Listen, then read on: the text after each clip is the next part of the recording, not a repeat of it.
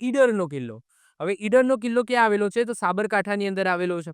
તો ઈડરનો કિલ્લો કેવો દેખાય છે? તો આવો કંઈક દેખાય છે. જો ઈડરના કિલ્લાઓમાં છેક ઉપર તમે જોશો ને તો ત્યાં રૂઠી રાણીનું માળિયું આવેલું છે. એની વાત નથી થતી. તમે ઈડરિયો ગઢ ચડો તો અડધે ચડો ને અડધે અથવા તો તમે 30 કે 40% તમે ચડો ત્યાં તમને એક મહેલ જોવા મળશે આ ટાઈપનો. જે કિલ્લા ટાઈપ છે, મજબૂત છે. તો આ જે છે ને કિલ્લો, આ કિલ્લો છે એ તમને ઈડરિયા ગઢને અડધે ચડો એટલે તમને જોવા મળશે અને છેક ઉપર તમને શું જોવા મળશે? રૂઠી રાણીનું માળિયું જોવા મળશે. ક્લિયર? ચલો.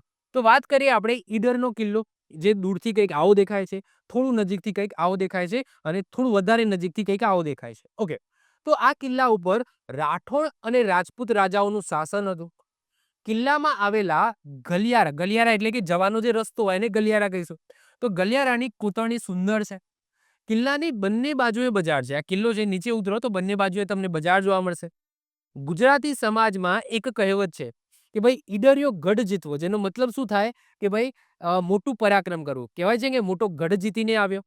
ઓકે, આ કહેવત છે કે તું તો જાણે એવી વાત કરે છે કે જાણે ગઢ જીતીને આવ્યો. તો અહીંયા કયા ગઢની વાત થાય છે? તો ઈડરિયા ગઢની વાત થાય છે. એનો મતલબ શું કે મોટું પરાક્રમ કરીને આવ્યો એવી વાત કરે છે. ક્લિયર? તો એવી કહેવત પણ છે આપણા ગુજરાતી સમાજની અંદર. આવી જ રીતના ઓછા સમયની અંદર મહત્વપૂર્ણ નોલેજ મેળવવા માટે અને મને સપોર્ટ કરવા માટે આજે જ આપણી યુટ્યુબ ચેનલ ટીચિંગ કિશન ક્લિપને સબસ્ક્રાઇબ કરો.